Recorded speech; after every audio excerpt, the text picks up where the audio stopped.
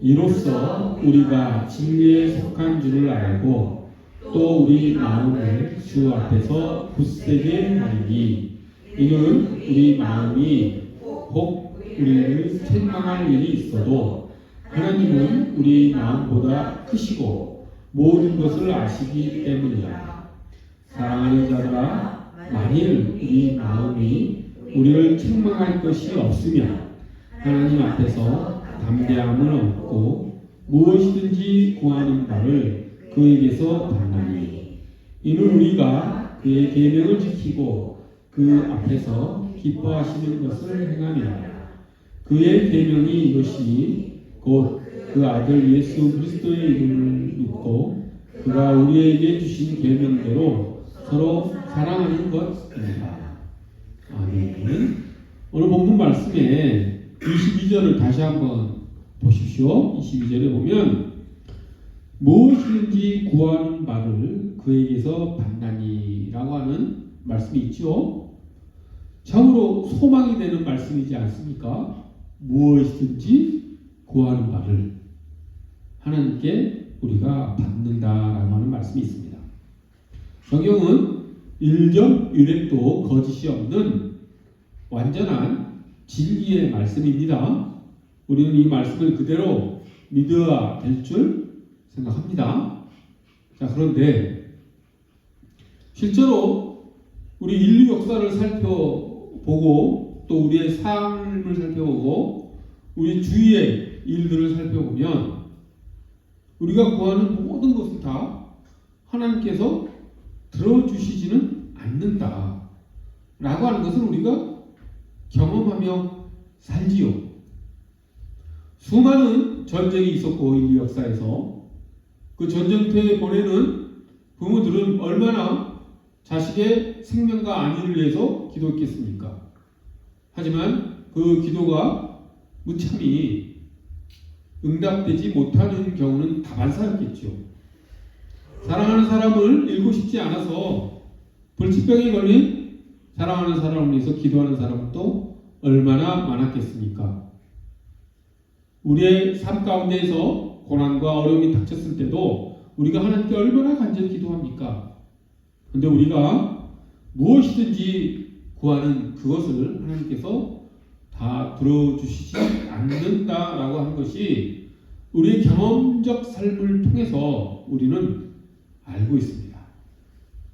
그러면 한 점, 1.1도 거짓이 없는 하나님 말씀 이것은 도대체 어떻게 되는 것이냐 라고 하는 그런 의문을 우리가 갖지 않을 수 없는 것이지요. 주님께서도 우리에게 말씀하셨지요. 주님은 좀 더 명확하게 말씀하십니다. 내가 너희에게 말하노니 무엇이든지 기도하고 구하는 것을 받은 줄로 믿으라. 그리하면 너희에게 그대로 되리라 라고 말씀하십니다. 구하는 것을 받은 줄로 믿고 기도하면 구하는 대로 하나님께서 응답해 주신다라고 말씀하셨죠. 이거보다 더 명확하게 우리 기도 응답에 대한 확실한 보증이 되는 그런 말씀이 어디 있겠습니까? 예수님께서 거짓을 말하지 못하시는 예수님께서 이렇게 말씀하신 것은 성경을 통해서 우리가 확인할 수 있습니다. 그런데 진리의 말씀과 우리의 삶에서 우리가 경험하게 되는 것과 이게 모순되는 경우가 많은 것을 우리가 우리의 신앙 생활에서 어떻게 해결해야 되는가라고 하는 것은 대단히 중요하죠. 이것이 만약에 해결되지 않으면 우리는 이중적인 삶을 살 수밖에 없게 됩니다. 즉 성경이 말하는 세상 따로 그리고 우리가 살아가는 세상 따로 교회생활 따로 사회생활 따로 종교생활 따로 우리가 또 현실 속에서 살아가는 생활 따로 이렇게 살아간다라고 하는 것이죠. 그러면 우리의 양심이 상황화되거나 상대화되지요. 우리는 그런 경험을 일찍이 우리 역사에서도 살아본 적이 있습니다. 독재 체제가 무서운 것이 그런 것이죠. 독재 체제 하에서는 권력이 무서워서 사람들이 그 독재 권력에 반하는 말과 행동을 하지 못합니다. 그래서 공식적인 사회생활을 할 때는 독재 권력이 요구하는 대로 말하고 행동하며 살아가지요. 하지만 자신의 속마음은 그것이 옳은 길이 아니기 때문에 또한 뒤에서는 친한 사람들끼리는 그 독재 권력을 비판하지요. 그렇게 두 개로 나눠진 삶을 살다 보면 사람들이 양심이 분리가 되죠. 많은 사람들 앞에서 공식적인 곳에서는 양심이 독재 권력을 찬동하는 그런 말과 행동을 하게 되는 것이고, 또 마음 한구석에서는 그것이 옳지 못하는 것을 너무도 잘 알고 있기 때문에 그에 따라서도 행동합니다. 저 같은 경우에는 중고등학교를 독재 정권 하에서 살았죠. 그래서 도덕 교과서를 보면 참으로 가관이 아니었습니다. 정의사회 구현이라고 하는 그런 것을 도덕 교과에서 찬양을 합니다. 독재 권력자를 찬양하죠. 그래서 학창 시절 때 자연스럽게 그렇게 이중적인 양심을 가지고 살았었죠. 그러다 보니 이 양심이라고, 나의 양심이라고 하는 것은 정말 상황화되었습니다. 그래서 내가 편할 대로 내가 생각하기에 그냥 내 기준으로, 내 생각으로 옳다는 바를 그냥 쫓아가면 되는 것이죠. 진정한 진리의 기준, 어떤 정의의 기준을 정해놓고 거기에 따라서 살아가는 것이 아니라 이런 상황 따로 저런 상황 따로 이렇게 살아가는 중고등학교 때 삶을 살았었죠. 가뜩이나 중고등학교 때는 어떻습니까? 아주 아노미 현상이 크게 나타나는 그런 시기이지 않습니까? 규범에 대해서 찬동을 하지 않고 가치관의 혼란을 겪는 그런 시기에 사회까지도 그런 형편이었으니 얼마나 저의 양심이 방황을 했겠습니까? 주님을 온전히 만나기 전까지 저의 양심은 그렇게 방황을 하며 살아갈 수밖에 없었던 것이죠. 이처럼 우리의 양심을 온전히 붙들어주는 그런 진리는 반드시 필요한 것입니다. 그런데 우리가 만약 오늘 본문 말씀에 나와 있는 무엇이든지 구하는 바를 그에게서 받나니 라고 하는 이 말씀의 진리성을 우리가 우리의 삶 속에서 우리가 경험하지 못한 때가 많기 때문에 이것의 진리성을 우리가 의심한다라고 한다면 우리의 종교적 양심 아니죠. 기독교는 종교 생활이 아니죠. 우리의 모든 삶을 결정해주는 진리의 양심이 흔들려 버리는 것이죠. 그럼 우리의 신앙생활은 방황할 수밖에 없게 된다라고 하는 것입니다. 그렇기 때문에 오늘 본문에 나와 있는 이 말씀이 진정 1.1획도 틀리지 않는 온전한 진리의 말씀이라는 것을 우리가 확고히 하는 것이 대단히 중요합니다. 자, 그래서 이 말씀이 과연 어떤 의미에서 우리에게 진리로서 다가오는지 오늘 살펴보는 시간을 갖도록 하겠습니다. 이 말씀이 진리인 것은 오늘 본문 19절에서 23절의 내용을 말씀을 자세히 살펴보면 알 수가 있습니다. 먼저 우리가 무엇이든지 구하는 바를 하나님께 받기 위해서는 먼저 19절을 살펴봐야 합니다. 19절을 보면 이로써라고 하는 말이 나오죠. 이로써 주 앞에서 굳세게 하리니, 우리가 진리에 속한 줄을 알고 주 앞에서 우리의 마음을 굳세게 하리니 라고 하는 말이 있죠. 그러니까 우리가 이로써 주 앞에서 우리 마음을 굳세게 해야 된다라고 하는, 그러야지만 우리가 하나님께 무엇이든지 구하는 바를 받게 된다라고 하는 것과 이렇게 연결된다라고 하는 것을 우리가 알 수가 있죠. 그럼 여기서 이로서는 무엇이냐? 18절에 말씀을 말합니다. 18절에서는 형제 사랑에 대해서 말하죠. 우리가 말과 혀로서만 형제들을 사랑하지 말고 진실함과 행함으로 우리가 형제를 사랑하자라고 하는 말씀이 18절 말씀입니다. 그리고 나서 19절 이로써 이렇게 하죠. 그래서 이로써는 형제를 사랑함으로써라고 풀어서 얘기할 수가 있습니다. 즉 우리가 형제를 사랑함으로써 주 앞에 굳세게 우리가 설 수 있다라고 하는 말이죠. 즉 우리가 기도하는 데 있어서 하나님 앞에 설 때 굳센 마음, 근데 이 굳세게라고 하는 이 표현보다는 이 원어를 평안이라고 하고 표현하는 것이 더 실감이 날 수 있을 것 같습니다.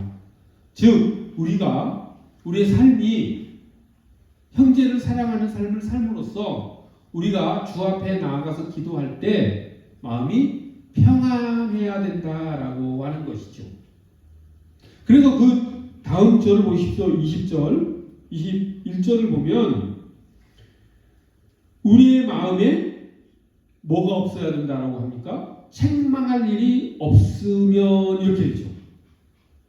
즉 우리 마음에 평안함을 가지고 우리 마음에 우리 자신에 대한 나에 대한 나의 책망함이 없이 하나님 앞에 나아가야 된다라고 하는 뜻입니다.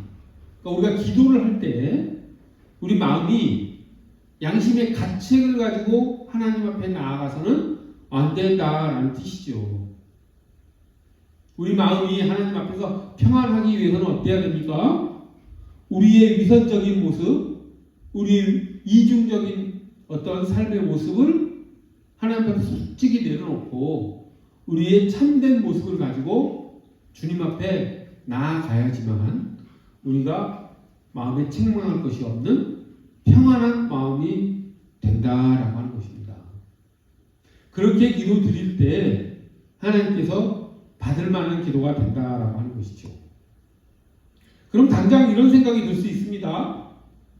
우리가 어떻게 하나님의 말씀을 온전히 다 지키는 온전한 사람이 될 수 있는가? 불가능하지 않은가? 그러는 것은 곧 다른 말로 하면은 기도를 안 들어주신다는 뜻 아닌가? 우리가 어떻게 하나님 앞에서 책망할 것이 하나도 없는 그런 사람이 이 땅에서 될 수 있는가? 그런 사람이 되어야지만 기도를 들어주신다라고 하는 것은 그 말장난이지 않는가? 기도 안 들어주시겠다는 말과 똑같은 것이죠. 그래서 여기서 말하는 책망할 것이 없는 평안한 마음으로 주 앞으로 나아간다는 뜻은 우리가 하나님의 말씀을 온전히 100%다 지킬 수 있는 그런 완전한 사람이 되어야지만 기도를 들어주신다라고 할 그런 뜻은 당연히 아니겠지요. 하나님이 그렇게 말씀 가지고 우리를 그렇게 말씀하시는 그런 분이 아니시지 않습니까? 이것은 무슨 뜻이냐면 책망할 것이 없는 그런 마음을 가지고 하나님 앞에 서야 된다라고 하는 것은 무엇이냐면 하나님께서는 우리를 이 땅에 보내신 이유 중에 하나가 무엇입니까? 우리를 그리스도의 형상으로 예수 그리스도의 모습으로 우리를 빚어내기 위해서 우리를 이 땅에 보내지 않으셨습니까? 그러기 위해서는 하나님께서 우리를 계속해서 다듬어 가시겠지요. 우리의 삶의 모습을 교정해 가시고 수정해 가십니다. 우리가 만약에 고치고 수정하고 다듬어야 될 것이 한 100가지의 내용이 있다면 하나님께서는 그 100가지의 그 수정돼야 될 부분을 어느 날 갑자기 한순간에 싹 제거버리시고 우리를 한꺼번에 변화시키는 것이 아니라 우리의 삶 속에서 하나하나 제거해 나가시겠지요. 그렇게 해서 우리가 점차적으로 하나님의 사람으로 변해 가지 않겠습니까? 그런 관점에서 오늘 우리가 하나님 앞에 나아갈 때 책망할 것이 없는 평안한 마음으로 서야 된다라는 이 말씀을 바라보기로 합니다. 즉 우리가 기도할 때 특별히 하나님께서 내게 요구하시는, 내가 교정되기를 바라시는, 내가 변화되기를 바라시는 그런 하나님의 요구사항이 우리의 삶 가운데 특정한 시기에 꼭 나타날 수밖에 없는 것이죠. 그때 우리가 그 하나님의 말씀에 순종하면서 회개하는 그런 마음으로 하나님께 나아가는 것이 책망할 것이 없는 평안한 마음으로 하나님 앞에 서는 것이라고 하는 것입니다. 우리가 그렇게 하나님께서 그 특정한 시간에 우리에게 요구하는 것이 무엇인지는 우리가 하나님을 믿는 사람으로서 반드시 우리가 깨달을 수밖에 없습니다. 우리에게는 얼마나 많이 변해야 되는 모습들이 있습니까? 많은 삶에 나쁜 습성들이 있죠. 악한 죄된 그런 삶의 모습들이 있습니다. 그런 것들을 하나님께서는 하나 제거하기를 원하시는데 그 모습을 특정한 시기에 특별히 하나님께서 다루시는 때가 있다라고 하는 것이죠. 그래서 그런 때가 오면 하나님께서 특별히 우리의 삶의 모습 중에서 제거하고 싶으시는 그런 때가 오면 하나님은 상황을 조정하시고 우리의 양심에서 성령을 통해 말씀하시고 하면서 우리가 그 부분을 도려내기를 하나님께서는 원하신다라고 하는 것입니다. 예를 들어 보십시오. 만약에 나에게 거짓말을 하는 그런 나쁜 습성이 있다라고 해 보십시오. 그럼 하나님께서 그걸 두고 보시겠습니까? 우리가 거짓된 그런 말과 행동을 그만두고 진실한 삶의 모습으로 사회생활도 하고 하나님 앞에 나오기를 하나님께서 원하시겠지요. 그러기 위해서 하나님께서 어떻게 하시겠습니까? 우리의 양심을 자극하시고 성령님을 속에서, 그리고 우리의 환경들이 우리의 거짓 생활을 포기할 수밖에 없게끔 하는 그런 환경들을 하나님께서 또 만드시겠지요. 내가 했던 거짓말이 들통이 나서 내가 망신을 당한다든지 하는 그런 상황을 만드셔서 내가 얼마나 그 거짓된 삶을 살고 있는지를 깨닫게 하는 상황을 아마 하나님께서 만드실 것입니다. 양심에서는 끊임없이 그렇게 거짓말하며 살면 안 된다라고 하는 성령님의 음성을 우리에게 전해주시겠지요. 그때 우리가 주 앞에 나아갈 때 책망할 것이 없는 그런 상태로 우리가 하나님께 나아가야 된다라고 하는 것입니다. 그것을 다른 말로 무엇이라고 합니까? 회개라고 하죠. 그래서 우리는 이 땅에서 살아갈 때 끊임없이 회개하는 삶을 살 수밖에 없습니다. 우리가 예수 그리스도의 형상으로 변화되기까지 회개하는 삶을 그래서 멈출 수가 없는 것이죠. 그것을 멈추는 순간 우리는 그리스도의 형상으로 변화되는 것도 멈추게 되는 것이기 때문에 그렇지요. 그래서 하나님께서는 그 어떤 것을 다 포기하시더라도 우리가 예수 그리스도의 형상으로 변화되는 일을 포기하지 않으십니다. 하나님께서는 우리를 그리스도의 형상으로 변화시키시기 위해서 어떻게까지 하셨습니까? 자기 아들을 이 땅에 보내시고 십자가에 못 박혀 죽이기까지 하시면서 우리를 예수 그리스도의 형상으로 변화되게 하겠다라고 작정하신 분이 하나님이십니다.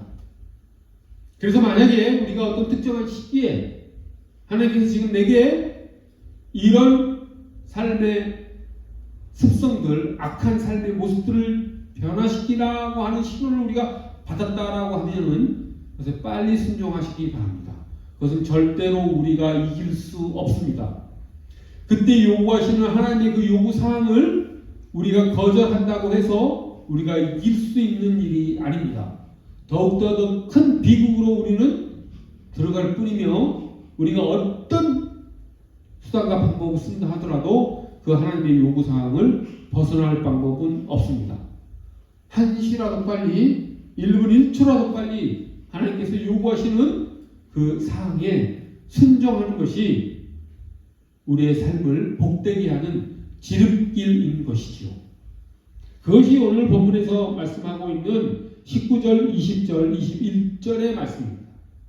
우리의 마음에 책망할 것이 없으면, 우리가 회개하는 삶을 살면 하나님께서 내게 요구하시는, 내가 버려야 될 삶의 모습을 하나님께서 요구하실 때 내가 그것을 버려나가는 삶을 살아 하나님께 책망할 것이 없는 그런 상태가 되면 우리는 마음에 평안을 얻고 하나님 앞에 나아가 진실한, 신실한, 반드시 응답받는 기도를 드릴 수 있다라고 하는 것이죠. 그때 되서야 비로소 우리는 21절에 하나님 앞에서 담대함을 또한 얻는 것이죠. 그래서 담대함을 얻는다라고 하는 담대함은 자신감 혹은 하나님에 대한 신뢰감을로 해석하는 것이 더 실감나는 번역일 수 있습니다. 즉 우리의 마음에 책망할 것이 없고 평안한 마음으로 우리의 위선적이고 이중적인 그런 삶의 모습을 버리고 나아갈 때 우리는 하나님께 자신감을 가지고 하나님을 향한 신실함을 가지고 신뢰성을 가지고 하나님을 믿는 마음을 가지고, 즉 하나님을 아버지라고 부르며 나갈 수 있는 그런 담대함을 얻을 수 있다라고 하는 것이죠. 예수님께서 우리에게 기도를 가르쳐 주실 때 우리에게 어떻게 기도를 하라고 했습니까? 하나님을 무엇으로 부르라고 했습니까? 아버지라고 부르라고 하며 우리에게 기도를 하라고 하지 않으셨습니까? 주기도문의 첫 단어가 무엇입니까? 아버지, 아빠 아닙니까? 우리 주기도문은 하늘에 계신 우리 아버지여 이렇게 되어 있지만 헬라어 원어는 우리가 어순이 다르죠. 그래서 그 원어를 보면 첫 단어는 파테르입니다. 예수님이 사용하는 단어로서는 아빠였죠. 우리의 아빠랑 발음이 거의 비슷합니다. 그러니까 하나님께 드려지는 기도의 첫 단어는 아빠였습니다. 아빠. 하나님을 온 우주의 창조주이시고 인류의 역사를 운행하시고 우주의 전체의 질서를 주관하시는 하나님을 우리가 아버지로 믿고 나아가는 그런 기도 태도, 그것을 본문에서는 무엇이라고 말하고 있습니까? 담대함을 가지고 하나님 앞에 나아가는 것이라고 이야기를 하죠. 우리가 창조주이신 하나님 앞에 나아갈 때 이렇게 담대함을 가지고 나아간다라고 하는 것이 얼마나 큰 복입니까? 그 담대함을 가지고 나아가는 기도를 하나님께서 안 들어주시겠습니까? 하나님이 들어주실 수밖에 없죠. 그래서 우리 마음에 책망할 것이 없는 회개하는 모습을 가지고 평안한 마음을 가지고 하나님을 아버지라고, 아빠라고 신뢰하며 나아가는 그런 기도를 우리가 드려야 된다라고 하는 것이죠. 그것이 진실한 기도, 신실한 기도라고 하는 것입니다. 그렇게 했을 때 비로소 22절에 무엇이든지 구하는 바를 하나님께서 받나니라고 하는 그 기도 내용에 대한 확신을 우리가 가질 수 있다라고 하는 것이지요.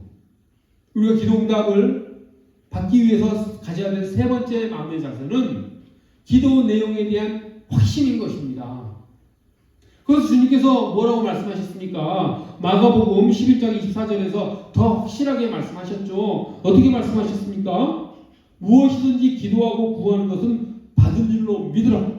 그리하면 너희에게 그대로 되리라 라고 말씀하셨습니다. 우리가 기도한 내용에 대해서 우리가 확신을 가져야 된다라고 하는 것이죠.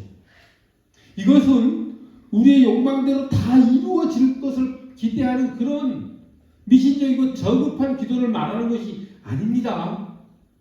그 앞에 여러 가지 설명이 필요했었죠. 형제를 사랑함으로써 우리가 하나님 앞에 책망할 것이 없는 평안한 상태로 하나님을 아버지로 믿고 담대하게 나아가는 그런 자세로, 그런 태도로 우리가 하나님께 기도를 하는 것이 기도 응답에 대한 어떤 전제 조건이라고 할 수 있는 것이죠. 그런 것들은 다 말하고 나서 지금 주님께서는 무엇이든지 구하는 것은 받은 줄로 믿으라라고 말씀하신 것이죠. 그럼 맥락을 우리가 살펴봐야 됩니다. 그래서 예수님께서는 요한복음 15장의 이 말씀을 다른 각도에서 이렇게 말씀하십니다. 요한복음 15장에서는 예수님께서 같은 내용의 말씀을 어떻게 이야기하시냐면 이렇게 얘기하십니다. 나는 포도나무요 너희는 가지라. 그가 내 안에 내가 그 안에 거하면 사람이 열매를 많이 맺나니 나를 떠나서는 너희가 아무것도 할 수 없음이니라. 그리고 이제 오늘 본문과 똑같은 내용의 말씀을 하십니다. 너희가 내 안에 거하고 내 말이 너희 안에 거하면 무엇이든지 원하는 대로 구하라. 그리하면 이루리라 라고 말씀하십니다. 우리가 기도하는 그대로 응답받기 위해서는 그리스도께서 내 안에 계시고 우리가 그리스도 안에 계실 때 포도나무이신 예수 그리스도께 포도나무 가지인 우리가 꼭 붙어 있을 때 그때 예수 그리스도께서 우리가 기도하는 모든 것을 다 들어주신다라고 하는 것이죠. 그것이 오늘 본문에서 말씀하고 있는 무엇이든지 구하는 바를 그에서 받는다라고 이야기합니다. 그것을 사도 요한은 더 확실하기 위해서 그 뒤에 무엇이라고 이야기를 합니까? 우리가 무엇인지 구하는 바를 그에게서 받나니. 그리고 나서 보십시오. 22절 뒤쪽에 이는 우리가 그의 계명을 지키고 그 앞에서 기뻐하시는 것을 행함이라.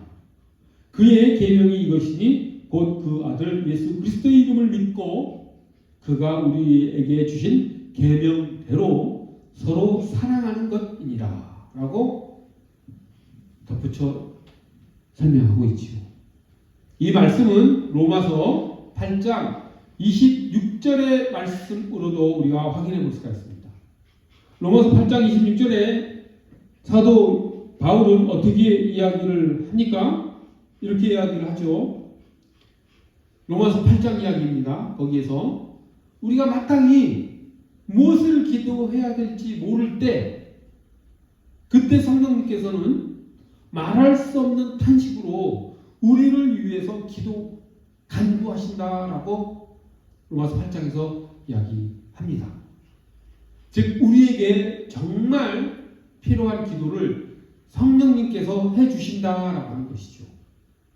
근데 여기서 조심해야 될 게 우리가 마땅히 드려야 될 기도를 성령님께서 해주신다라고 하는 것이 그냥 우리는 가만히 있고 우리는 아무것도 모르는 상태에서 그대로 있고 성령님이 그냥 일방적으로 기도하신다라고 하는 것이 아니라 우리가 마땅히 드려야 될 기도를 못 드리고 있을 때 성령님은 우리의 마음을 우리의 양심을 계속 자극해서 우리가 성령님이 우리에게 인도하시는 이끄시는 대로 기도하게 하신다라고 하는 뜻입니다. 말할 수 없는 탄식으로 우리를 위하여 기도한다는 것은 말할 수 없는 탄식이라는 것은 소리 없이라고 이렇게 해석할 수도 있습니다. 소리 없이 우리를 위하여 기도하신다라고 하는 것은 성령님께서 우리에게 그렇게 기도하도록 성령님이 우리를 위해서 하시는 기도를 우리가 따르도록 우리를 이끄신다라고 하는 뜻이죠. 그래서 로마서 8장 27절에 보면은 또 어떻게 나오냐면 마음을 살피시는 이가 성령의 생각을 아시나. 여기서 마음을 살피시는 이가 누구냐면 하나님이시죠. 그 하나님께서 성령의 생각을 아시나니 이는 성령이 하나님의 뜻대로 성도를 위하여 간구하십니다. 즉 성령님이 그렇게 우리에게 기도시키시는 것이 하나님의 또한 생각이라고 하는 것이죠. 즉 우리가 이제 정리가 됩니다. 본문으로 다시 돌아와서 우리가 하나님 앞에 평안하고 담대함을 가지고 기도하기 위해서 책망할 것이 없는 상태가 되어야 된다고 하지 않았습니까? 담대함을 가져야 된다고 하지 않았습니까? 그 담대함과 하나님 앞에서 평안한 마음은 성령 하나님께서 우리에게 그렇게 기도하도록 인도하셨기 때문에 우리가 평안함과 담대함을 가질 수 있었다라고 하는 것이죠. 우리가 드리는 기도가 성령님께서 시키시는 기도가 된다라고 하는 것입니다. 그래서 우리는 진정으로 하나님 앞에서 평안하고 담대함의 기도를 할 수 있고 성령님이 하나님께서 시키시는 기도를 또 하는 것이죠. 그렇기 때문에 그 기도는 응답이 안 될 수가 없죠. 우리가 드리는 기도가 누구의 기도입니까? 성령님의 기도이고 하나님의 기도이지 않습니까? 그런데 그 기도가 응답이 안 될 수가 있겠습니까? 응답될 수밖에 없다라고 하는 것이죠. 그런데 우리가 드리는 그 기도 내용이 성령님께서 이끄시는 기도다. 우리가 하나님께 간구하는 그 내용이 성령님이 시키시는 기도라는 걸 어떻게 알 수 있겠습니까? 그것은 우리의 삶을 통해서 알 수 있다는 것이죠. 우리가 서로 사랑하는 삶을 사는 것, 우리가 하나님의 말씀에 순종하는 삶을 사는 것이 즉 우리가 성령님의 인도를 받는다는 증거인 것이죠. 이제 좀 손안되죠? 우리가 응답을 100% 받을 수 있는 성령님의 기도를 우리가 하기 때문에, 성령님이 시키시는 기도를 하기 때문에 우리는 응답을 받을 수 있는 것이고, 우리가 성령님의 그 인도에 따른 기도를 한다라고 하는 것은 우리의 삶을 통해서, 즉 형제를 사랑하는 삶을 통해서 증명이 되기 때문에 우리가 형제를 사랑함으로써 하나님 앞에 평안하고 담대함을 가지고 나갈 수 있다라고 하는 이 논리 구조를 우리가 이제 이해할 수 있지요. 형제를 사랑한다라고 하는 어떤 행위를 통해서 우리가 기도 응답이 보장되는 것이 아니라 그 형제를 사랑하는 삶의 모습이 우리의 삶에 하나님의 인도하심, 성령의 인도하심을 보증하는 그런 것이기 때문에 우리가 하나님의 뜻에 따른 기도를 하기 때문에, 성령님이 시키신 기도를 하기 때문에 우리 기도가 응답받는다라고 하는 것이죠. 그렇게 성령님의 인도하심에 순종하는 삶을 통해서 하나님께서 우리에게 요구하시는 그 모든 것을 우리가 행해 나가면서 우리가 또한 하나님께 드리는 모든 간구 내용이 응답받는 그런 신실한 우리 기도 그리스도인이 되기를 또한 간절히 바랍니다. 그리고 우리 모두가 되기를 간절히 바라며 그렇게 하나님의 복을 받아 나가는 우리 모두가 되기를 간절히 소원합니다. 기도하겠습니다. 거룩하고 자비로우신 하나님 아버지, 이로써 형제를 사랑함으로써 우리가 하나님 앞에 우리의 마음을 굳세게 평안하게 하며 하나님 앞에 담대함으로 나아갈 수 있습니다. 하나님, 그를 통해 우리가 구하는 모든 것을 하나님께서 받으시고 그 기도 응답을 하여 주심을 저희가 깨닫게 되었사오니, 하나님, 성령 하나님께서 우리에게 요구하시는, 이끄시는 그 삶의 모습을 저희가 순종하며 나아갈 수 있도록 저희를 이끌어 주시옵소서. 그를 통해서 하나님께서 우리를 예수 그리스도의 형상으로 변화시켰음을 믿사옵나이다. 하나님께서 우리에게 주신 그 복을 놓치지 않는 삶을 우리가 살아가기를 간절히 기원하오며 귀하신 예수 그리스도의 이름 받들어 기도드립니다.